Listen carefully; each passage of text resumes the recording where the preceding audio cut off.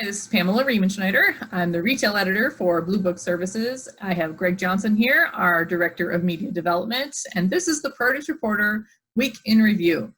And we had a couple of big stories this week, but Greg, you're working on something. We've got some crop stories coming up that people are probably going to be pretty interested in. What's going on? Well, this sucker right here, this red pepper, the market has been huge for a while. It's been very hot, very high, limited supplies. And the grower shippers I'm talking to this week say probably going to be that way for at least another month or so until the desert area gets going, which is usually early October. So the problem with finding decent priced red peppers is going to continue. Part of the problem too also is that demand is really high for red peppers. I've definitely noticed seeing them on more menus this summer. It's just, I think people are starting to figure out that it's just a really good product. And on the flip side of that, green peppers, which are starting to fall out of favor a little bit, they're being produced almost everywhere in the country right now at fantastic levels. So the market is less than half on green peppers. Oh, wow. It's pretty good no matter where you're getting it from. It's kind of interesting. I was just on the United Fresh Produce Association's webinar, Fresh Facts on Retail, talking about what's going on with the pepper market. And it turns out when the onion market is high, typically they push peppers more because they're a complementary item and people typically buy one or the other or both of them. So it sounds like the onion market started to come down after a really hot summer, so people are going after peppers as well. So that'll be interesting to watch to see how onions and peppers interact as well. That's a newer feature that United Fresh has been doing with the analysis from Nielsen Fresh, and then they have Jeff Cady from Tops Friendly Markets out there to add some color to it. You can get a hold of the replay for that webinar, and I'll link to it from this video. I'm also looking into the pear market. So you got all your squeezy fruits here today. I have them all. My prop department is no longer in the clay business. So squeezy fruit. Yeah, Bartlett's are just getting going. They're out of California now and getting going a little bit slower, but still coming on from Washington. You know, Bartlett's are around the $20 mark, which is fairly normal.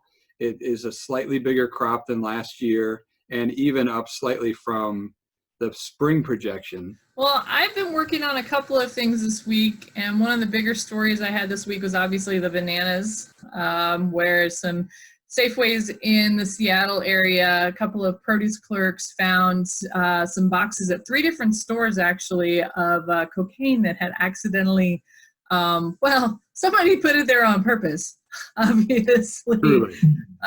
These kind of stories are something that we usually just let go because if you look at the Customs and Border Protection, their website reads like a crime blotter. They catch quite a few of these smuggling operations, but what really caught my eye about it was that it actually made it to the store. That's something that made it a little bit exceptional. 3 different stores found it. It actually caused Safeway to have to go back and inspect a heck of a lot of bananas to try to, and of course they're cooperating fully with the DEA on trying to trace this back to its origin. But it certainly got a lot of people's attention. And I think that was because it was worth millions of dollars and the fact that it made it into a store. Well, good thing that cocaine has trace back with the G-tins. They can trace it right back to the source. Oh yeah, I'm sure everyone's registering their G-tin numbers so they can keep track of their cocaine shipments. That's a big safety issue. A little bit of a food safety issue. It's funny that you mentioned this. When I was in Nogales back in March talking to grape shippers, I actually asked a Customs and Border Protection agent about all of these smuggling and how disruptive it is to the produce trade. And he said really up until now, when it was something like marijuana or something like that, they just basically seize the drugs, release the rest. It's fine. The ones that are becoming more problematic are actually when we're talking about opioids like fentanyl or something like that, where they can contaminate the rest of the shipment. So they have to be very careful about that kind of stuff.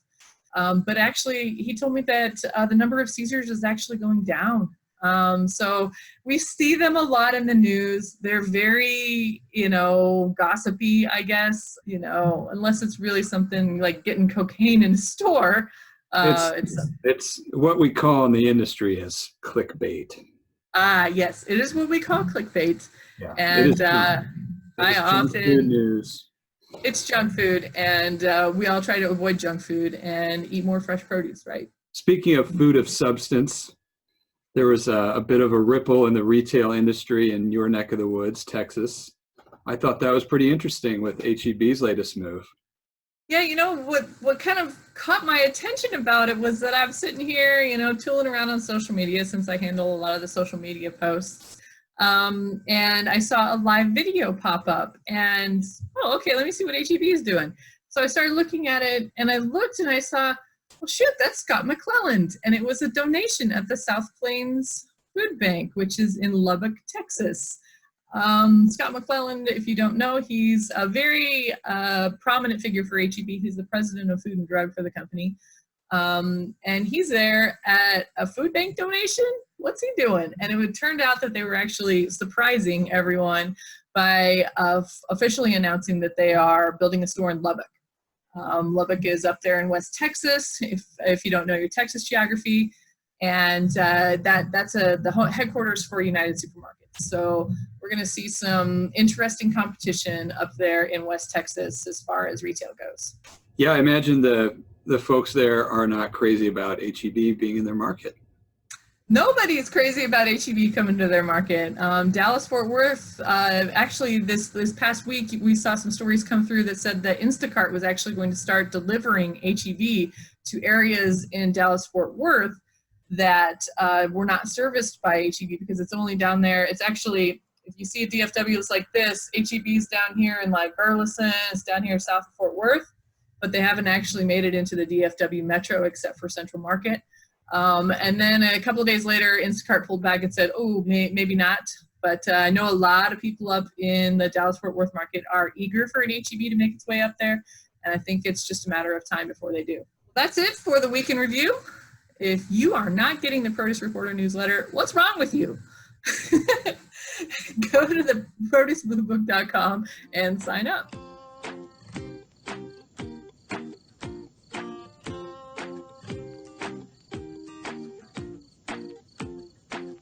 Wow, we got lots of clicks. Say hello to my little friend.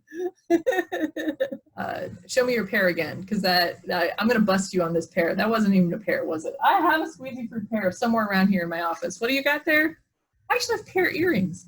My pear? Not a pear. I wonder how many people noticed while we were talking, and they're like, wait a minute, that's not a pear. Not quite as egregious as my golf ball tomato. True. I'm going to call you on that one. And what wasn't the foliage from a strawberry? You need to get your props department to work overtime or something. The strawberry's still looking good. Oh, yeah. My kids haven't made me anything. I got a seashell from the beach. That's all I have. Well, you send them back to school. That's the problem. No, right?